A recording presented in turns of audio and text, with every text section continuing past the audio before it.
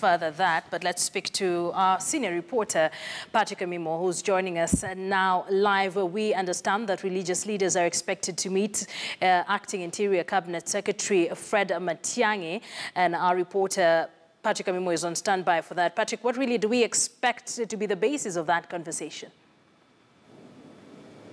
Thank you, Akisa. I'm at Limuru Jumuiya's place where the NCCK has been convened at least a two-day conference of religious leaders to discuss matters election, given that it's only a week or 7 days away before we participate in the general election. And just joining me is the General Secretary for NCCK, Reverend Peter Karanja, just to share some of the insights on why, at least why you have the conference now ahead of the polls.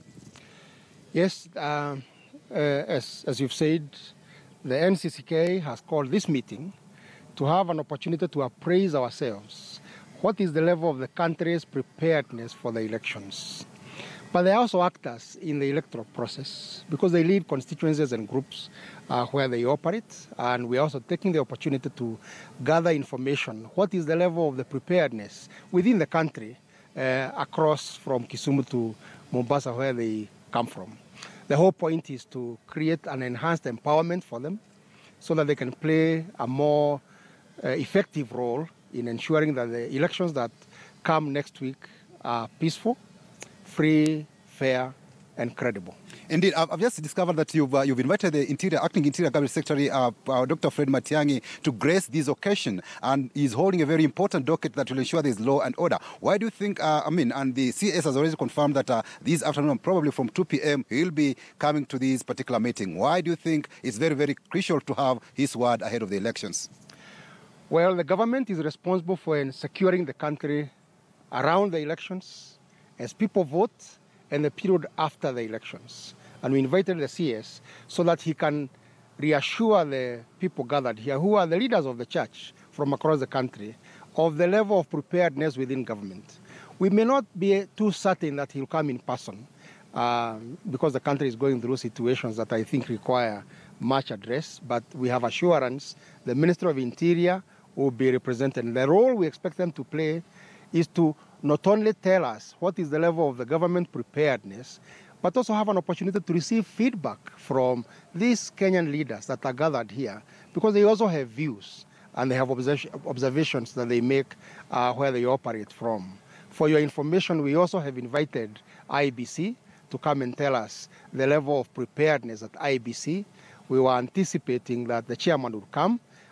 We do think they will send someone that our people can interact with. This goes on until tomorrow, when we shall issue a comprehensive statement to the nation. And maybe if I have to pick your brain, we've seen just the acting director for ICT at IBC, just Chris Musando, his murder yesterday. Maybe what's your take on this particular matter, given that it's just a few days to the elections?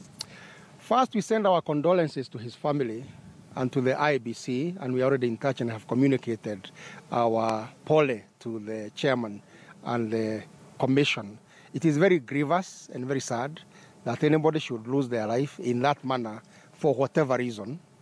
We wouldn't like to join the speculators, but someone will obviously ask what would be the motives for such a murder, who can gain from such an event. And our prayer is that IBC, notwithstanding that setback, may still be able to mount a free, fair, and credible election, regardless of the challenges that this entails. Thank you so much, Reverend Peter Karanja. They are just sharing with us some of those matters to do with election preparedness ahead of the election, given that it's only 7 days away to the election, and the church wants to know, both from the security organs and the IBC, on how prepared they are for the election to ensure that we have a free, fair, and credible election come August 8th. From Limuru Jumuiya Place, I'm Patrick Amimo. Back to you, Akisa. Patrick, thank you. Of course, once the Interior Cabinet Secretary, Acting Interior Cabinet Secretary, makes his way there, we will be going back there live. Let's take another break. We will be coming back with a conversation on the security situation in the country ahead of the polls. Don't go too far. We close it on KTN Home.